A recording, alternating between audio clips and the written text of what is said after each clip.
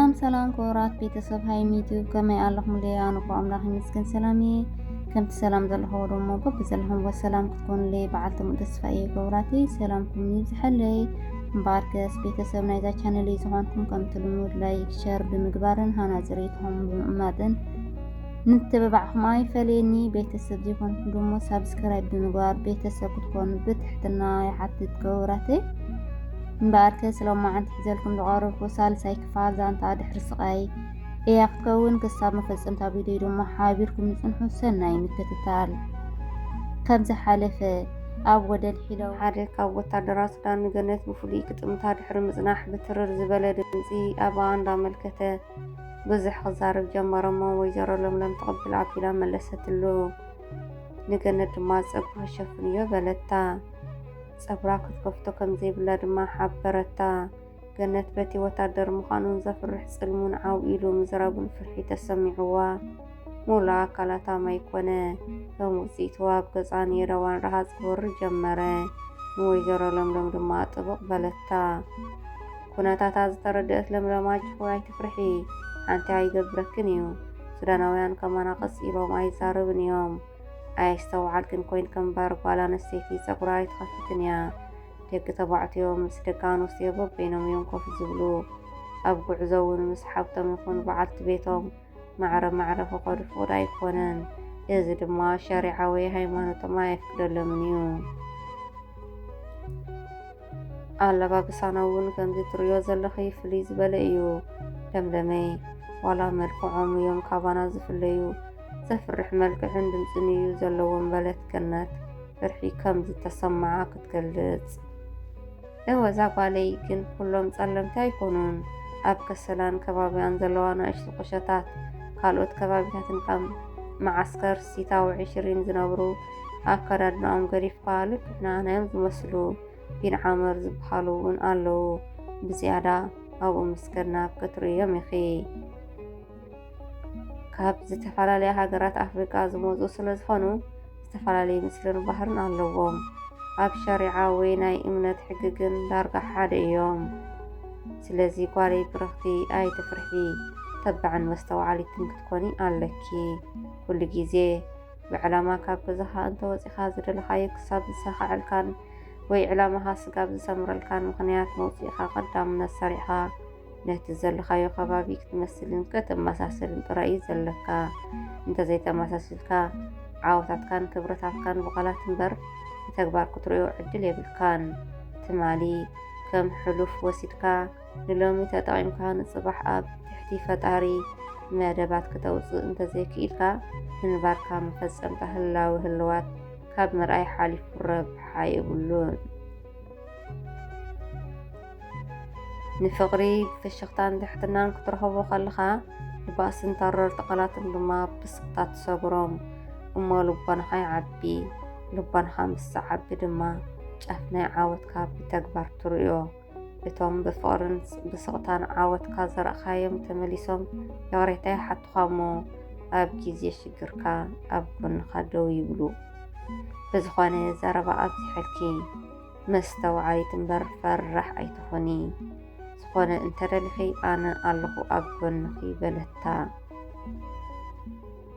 ካብ ወደል ሒለው ብዛዕባ ሱዳናውያን ባህርን ኣነባብራን ገለ ኣብ ሂወታ ክጠቕማ ይኽእሉ እዮም ዝበለቶም ምኽርታት እንዳዕለለታ ነዊሕ ተጓዓዛ ወይዘሮ ለምለም ንገነት ንእግረ መንገድኺ ድማ እቲ ብማዕዶ ትርእዮ ዘለኺ ማዓስከር ስደተኛታት ሸጋር ይበሃል ካብዚ ንኸዶ ዘለና ድማ ቀረባ እዩ በለታ ድሕሪ ናይ ዝተወሰነ ርሕቐት ድማ ኣብ መሳገሪ ቢንቶ ንሓውሲ ከተማ ግርባ በፅሓሞ እንደገና ክፍሊ ፀጥታ ሱዳን ደው ኣበልወን ገነት ብስንባደ ዋ ኣብዚ ድማ ኣለዉ በለት ወይዘሮ ለምለም ትቕብል ኣቢላ ኣጀኹ ኣይትፍርሒ ንምንታይ ዲኺ ምሳይ ዝመፂኺ ድሓር ድማ ሕጋዊ ወረቐት ስለ ዘለኪ ፀገም የብልክን እቲ ዓንተበይ ብማዕዶ ዘረኣኹ መዓስከር ስደተኛታት ካብኡ ሃዲሞም በዚ ከይሓልፉ ነዚ ትርእዮ ዘለኺ ባሕሪ ዝመስል ማይ ዝሕሉ እዮም ካብቲ ዘረኣኹ መዓስከር ሃዲሞም ክወፁ ዝፍትኑ ብኻሊእ መሕለፊ ወይ መሳገሪ ስለ ዘይብሉ ኣብዚ እዞም ትሪኦም ዘለኺ ወታደራት ክፍሊ ፀጥታ ሒዞም ንመዓስከር ይምልስዎም በለታ። ካብቲ ዘላቶ ፍርሒ ከተጋላግላ ብምሕሳብ እምበር ኣብ መዓስከር ዝነብር ዝኾነ ስደተኛ ዳርጋ የለን ክበሃል ይከኣል። ግርባ ምስ ኣተዋ ናብ ሓደ ቤት ቁርሲ ኣትየን ምግቢ ኣዚዘን እንዳበልዓ ገነት ኣተኪራ ብዓይና ገይራ ኩሉ ከባቢኣ ክዕዘብን ድሕሪ ምጽናሕ ኩሉ ነገሮም ፍሉይ እዩ በለት። ድሓን በብቁሩብ ኩሉ ክትፈልጡዮን ክትለምዱዮን ኢኺ ኩሉ ምስ ተለማመድክዮ ክትፈትውዮ ኢኺ ጓለይ ብረኽቲ። ሕጂ ድማ ቀሪብና ኢና ገዛና ክንኣቱ መብፅሒ ገዛ ክኾነኪ ስቕ ኢልኪ ብልዒ ይበልዕ ኣለኹ ብምባል ብሓሳብ ንድሕሪት ዕዝር በለት።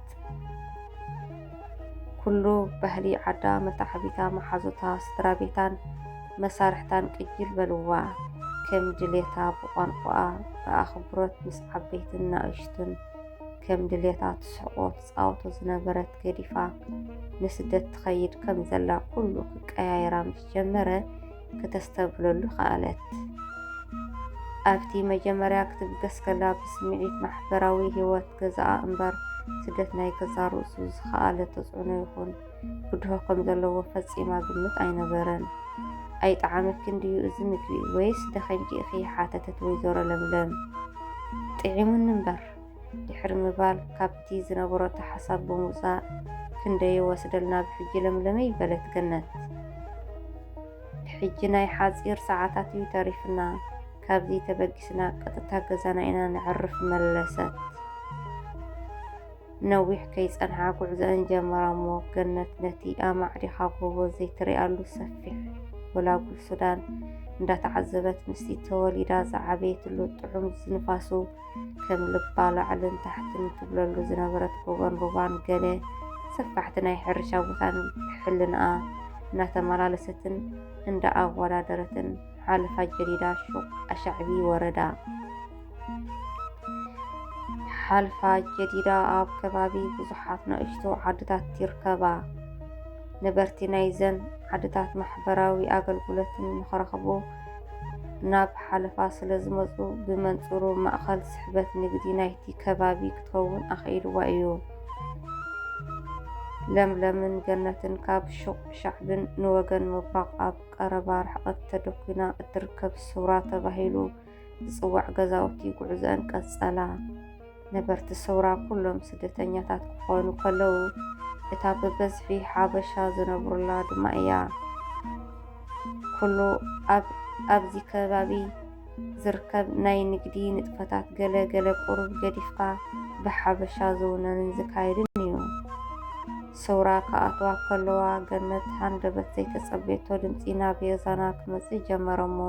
ክትኣምን ስለ ዘይከኣለት የማነ ፀጋም እንዳማዕደወት ንምርግጋፅ ዝኽእል ስጉምታት ወሰኸትሉ።